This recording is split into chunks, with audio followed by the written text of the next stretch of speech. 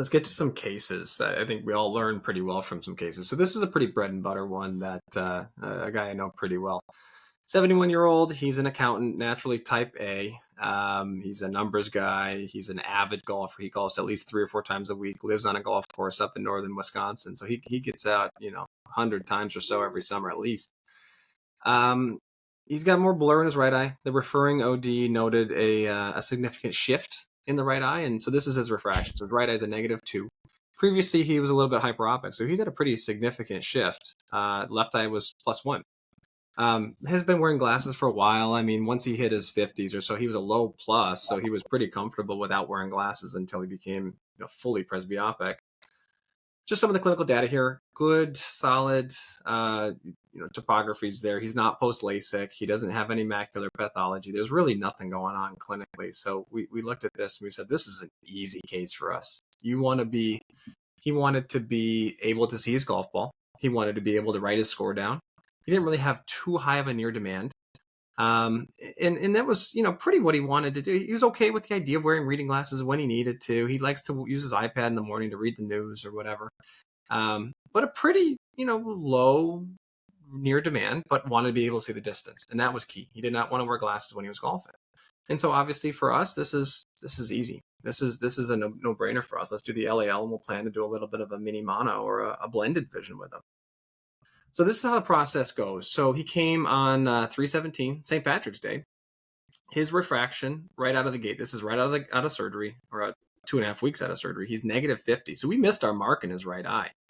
His right eye is his dominant eye, and his left eye, we nailed it at plano. We tried to shoot for plano on both eyes, but we ended up missing. And I asked him, I said, hey, do you want to maybe leave your right eye a little myopic? Because it naturally is that. And then we could use your left eye as your dominant. And he's a hunter too, and he uses his right eye to scope. In Wisconsin, we get a lot of hunters, right, Jeff? So yeah, I always ask him, which eye do you scope with? He's a right eye dominant, and he wanted to switch it. No problem, let's do it. So we targeted his right eye as plano, and his left eye, we ended up going to -75. That was very comfortable. I gave him a trial frame, and he said, yep, I can see my iPad, I can see my scorecard. He brought a golf scorecard, and he could look at it. Yep, I can see that. And we nailed it on the first try. So he ended up +1/4, which is perfect. If you're a little plus, that's not a problem. We overshot it a touch, and he was happy in the left eye. He's -1. So we ended up locking him in. And we got a very, very happy patient.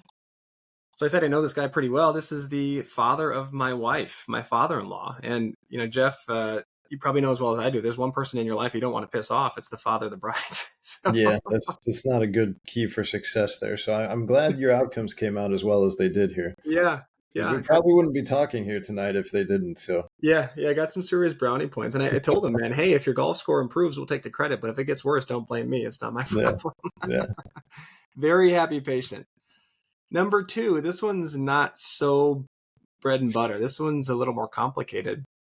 29-year-old. She is a news anchor in Madison, so about an hour west of us, and she came in wanting LASIK.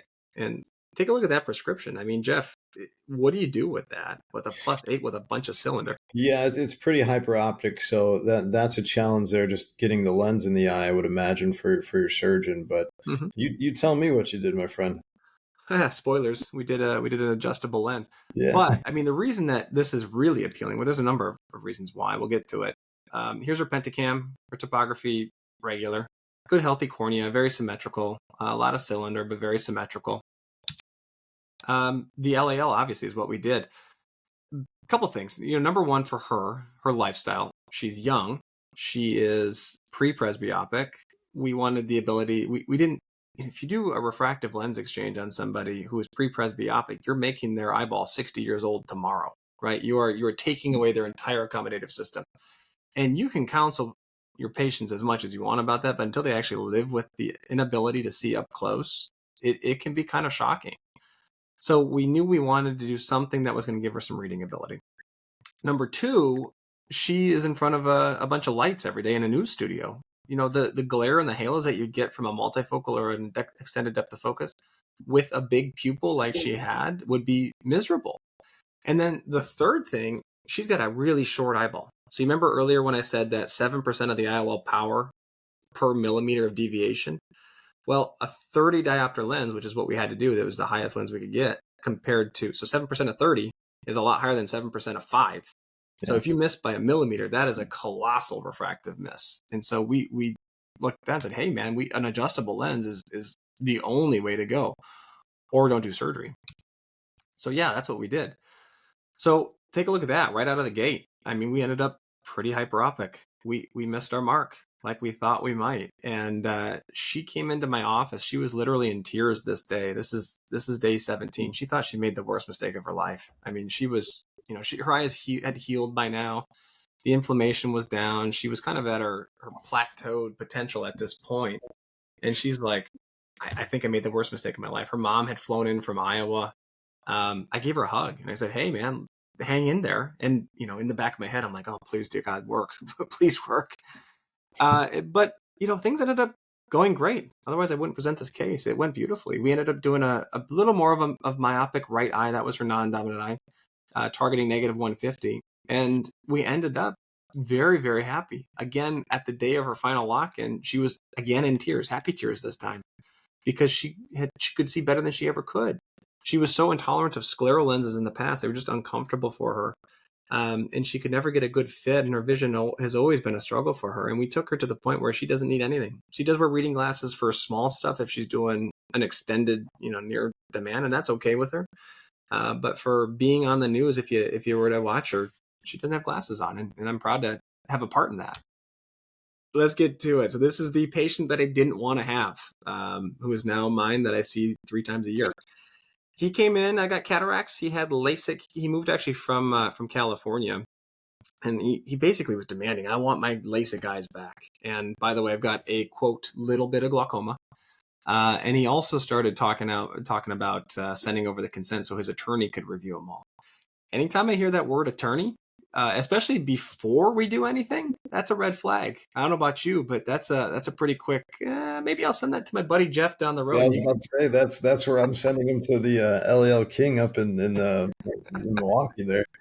We had some come to Jesus talks with this guy, and he admitted he came off pretty hot. And long story short, we ended up proceeding cautiously, but we did proceed. So this is his refraction there. He's correctable 20/20, a rough 20/20 in the right eye, 20/25 in the left. He's got glaucoma. Pressures are fine. LASIK scars. He's got dryness on his cornea. And he's got some maculopathy too. I mean, he's got some punctate dry AMD changes. So, I mean, for this kind of guy, he's prickly to say the least. He's got high expectations. You're not going to do a multifocal lens in this guy. I think the only thing you could do is a monofocal, which the LAL is a monofocal. It's an adjustable monofocal. Or am I sending this down to my buddy Jeff down in Washington? And like I said, we held on to him. Here's a topography, a little bit of irregularity there. You can kind of see a rough LASIK pattern on the right eye, but a lot of what you're seeing there is dryness. So we did have him on a regimen of tears, and I believe we started him on an immunomodulator as well. I can't recall exactly. There's his stage little bit of glaucoma. He's missing half his field of vision. So we did his visual field. We're like, holy crap, man, this is not just a little bit. This is a lot of it. You're missing quite a bit here. That's something we should probably address. Anyways, you're not going to do anything but a monofocal lens. And again, the LAL is a monofocal lens. You would put a monofocal lens in this guy. Of course you would. Anybody with macular degeneration or glaucoma or any sort of pathology, a monofocal lens would be fine. And that's what we did. For him, again, we targeted him -150. He had a pretty high near demand. And so we went -150. And this patient ended up being the patient I didn't want to keep. And now I get to see him 3 times a year because I made him happy. And that is the burden that comes with this lens. When you do a good job, you get to keep these patients forever, and they're yours to keep. So